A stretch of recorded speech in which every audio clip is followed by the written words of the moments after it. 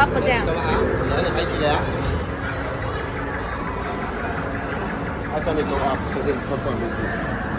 Koko Amusement in Sydney on George Street. This building. Koko's kind of slow. So slow this lift is. Hasn't even shown up yet.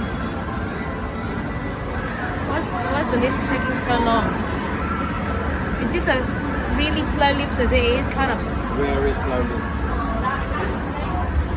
Does it even change floor? No. I don't even think it works actually. Oh, it works. The lantern changed.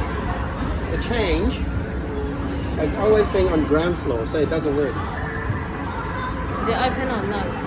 It doesn't even work. I think we might open soon. Get ready, free. Ah, now it's worked. This is a lousy lift, Daddy. There you go. It's just because people. Which one do we go up to? That goes to level 2. No, it's okay, there's nothing to close. No close button. Is there another direct lift, Daddy?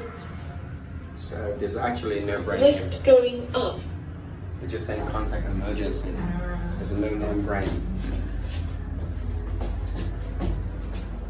It's a direct lift, kind of. Second floor. You hear that? You hear that? So scary, you hear that? Ah!